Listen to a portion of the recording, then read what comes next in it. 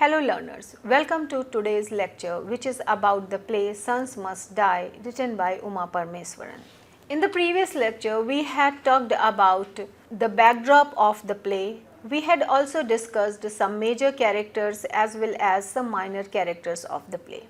In today's lecture we would be talking about drama and specifically we would discuss tragedies. We will also talk about the definition of tragedy as given by Aristotle. Along with that, we will have a look at some of other aspects of this play, Sons Must Die. Drama is entirely different from other forms of writing. It is meant for performance and now not specifically for reading. Therefore, we have characters and dialogues in a play or drama. Unlike novels, dramas have less narration. Here the story is presented through action on the stage rather than by narrating the events. As a glossary of literary terms defines drama, the form of composition designed for performance in the theatre, in which actors take the roles of the characters, perform the indicated actions and utter the written dialogue. The common alternative name for a dramatic composition is play. So, while looking at this definition, we see that there are certain characteristics which a drama should follow. The very first characteristic according to this definition is it is a composition which is designed for performance. So, it means that dramas have been specifically written for performance with the purpose of presenting something on the stage for audience. However, we get plays in the form of text also, which readers read and enjoy. Another specific characteristic here that we notice in this definition is actors. Actors who play different characters, actors who become part of that play, who become part of that drama and who perform various roles there. Next is action, that is the plot of the play, along with the fourth characteristic which this definition talks about, the dialogue. Instead of narrating the event as we find in novels and short stories, the drama presents everything with the help of action as well as dialogues. There have been certain essential terms related to drama. We can say that these are the terms that reflect various forms of drama or various types of drama through different ages. Like we have miracle and morality plays, we have mummers play, closet drama, theatre of the absurd and problem plays, etc. Let us talk about some common types of drama. The very first type is tragedy. Tragedy is a dramatic presentation of serious action on the stage. Specifically, tragedy concludes with the death of the protagonist. For example, we can talk about Shakespearean tragedies like Hamlet, Macbeth, etc. Another type of drama is opposite to tragedy, that is called comedy. While in tragedy we always get a sad ending, in comedy the play is presented to amuse the audience. The plays that present humor on the stage and that are designed to entertain and amuse the audience, those are called comedy. The third type of drama is tragicomedy. It is a type of Elizabethan and Jacobean drama which intermingled some specific characteristics of typical tragedy form as well as some characteristics of typical comedy form. For example, we have characters and subject matters and the plot exactly according to the tragedy. The fourth type of drama is a type of comedy which is designed to provoke the audience to simple, hearty laughter. Next one is melodrama. Another form of play is mask, which is a form of court entertainment, and it combines poetic drama, music, song, dance and stage spectacle together. There are certain elements of a drama. These are the elements that have been described by Aristotle in his book The Poetics. Aristotle has talked about 6 elements of drama, that are spectacle, music or melody, diction or dialogue, theme, plot and character. Let us discuss all those elements in detail. The very first element is spectacle. Spectacle refers to the scenes that we see on the stage, like the scene of a city or a village, the visual effects to show thunder and lightning, the visual effects to show mountains and rivers on the stage, etc. are a part of a spectacle. There is also another word which is sometimes used for spectacle. The word is setting. Here setting refers to two things. It refers to a place where the story happens, and it also refers to all the visuals shown on the stage. The second one is music or song, which refers to the musical sounds used on the stage. That can be a song or any other sound, like simple music can also be there, or music mixed with the songs can be there in a play. There is no restriction like one should use the songs specifically or one should use only music. No, there is no such restriction. A playwright or a director of the play can decide according to the requirement of the play whether they would use music plus song or any one. Actually, the sound is used to produce some special effects. As I have said that the spectacle of thunder and lightning gets more effective when there is the sound of thunder. The third element is dialogue. Dialogue refers to all the sentences spoken by different characters on the stage. Fourth is character, and this term talks about the people or the performers playing different roles in the play. Fifth element is theme, which is also referred to as thought. Theme presents the major idea which the playwright has taken as the foundation of that play. It is the concept that becomes the basis of that play. There can be more than one theme in the play. For example, there can be one specific theme that becomes the major theme of the play. As we can take the example of this play Sons Must Die. Here war is the major theme of the play, while there are different other themes also. For example, mother's love is one such secondary theme, while war is the primary theme, the tragedy created by the war and glorification of war, people's perception towards war, the loss of humanity. All these can be different themes that come together to strengthen the primary theme. Last is the plot, which is considered to be one of the strongest elements of a play. Plot presents the main event. Entire play revolves around that main event. Let us have a look at the definition of tragedy given by Aristotle. Aristotle writes, tragedy then is an imitation of an action that is serious, complete and of certain magnitude, in language embellished with each kind of artistic ornament, the several kinds being found in separate parts of the play, in the form of action, not of narrative, through pity and fear, affecting the proper purgation of these emotions. So, Aristotle has said that tragedy is an imitation of an action that is complete, serious and of certain magnitude. Aristotle has considered tragedy to be the real drama, to be the actual play.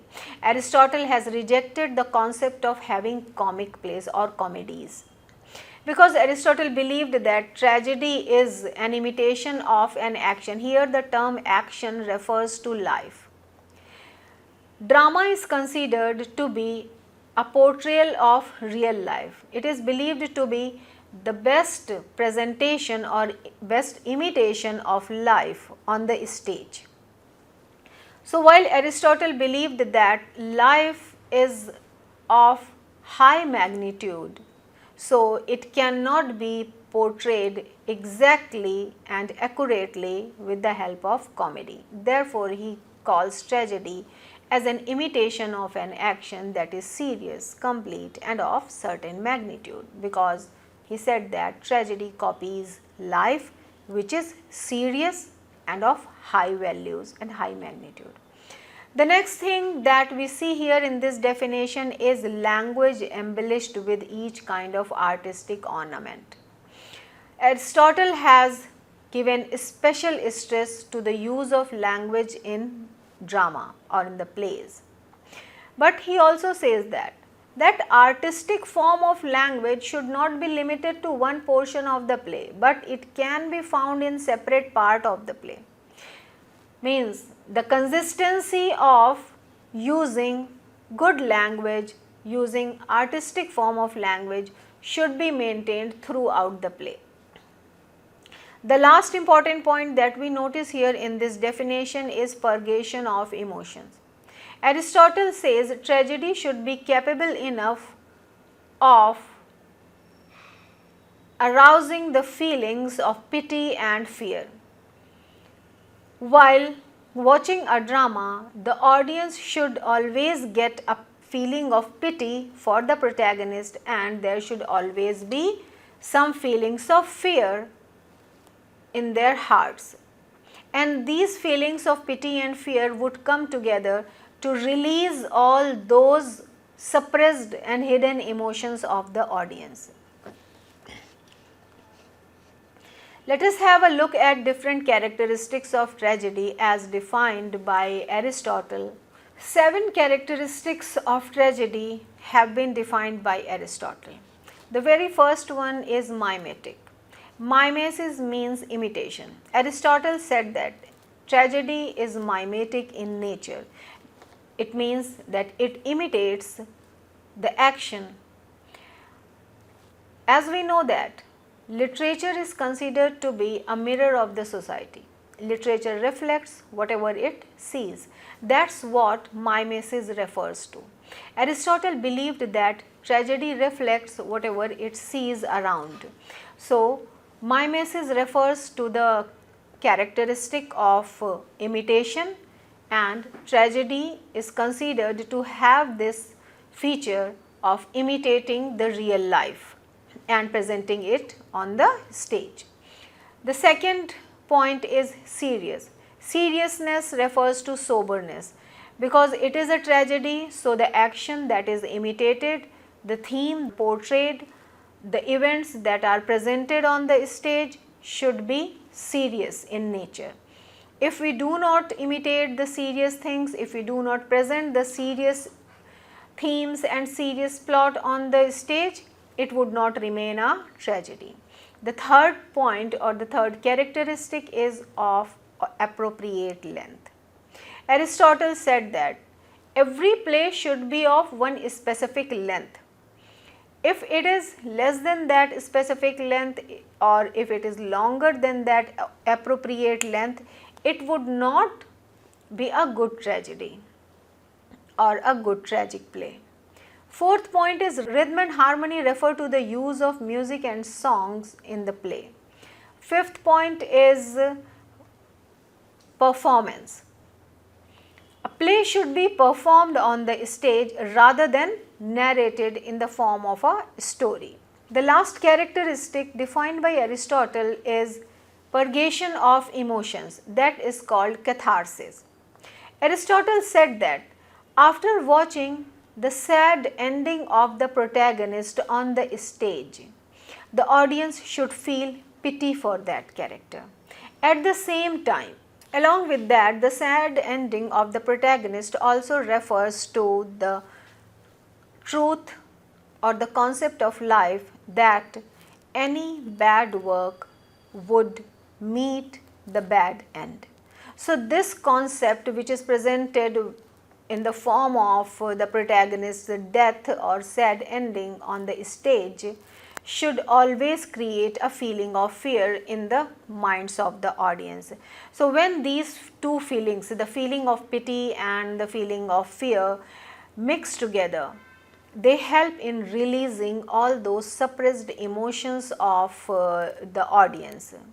That is why sometimes while watching a tragedy, some of the people start crying. Their tears can be considered, according to Aristotle, as purgation of emotions. This is a result of catharsis. Let us move forward and talk about three unities as defined by Aristotle. Aristotle has talked about three unities. He has said that there should be unity of action, unity of time, and unity of place in every tragedy, in every drama. By these unities, he meant that these are the three specific concepts: time, place, and action, and these should be in coherence with one another. At the same time, there should be a unity. We should follow one specific time zone, we should follow one specific place, one specific action to maintain and to present one good tragic drama on the stage.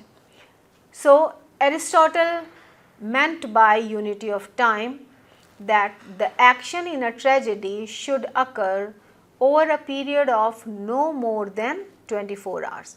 Means the event or the action should take place within one day. So, one such example is the play Riders to the Sea, written by J.M. Singh. The entire story takes place within one day, starting from the morning and the ending by the night.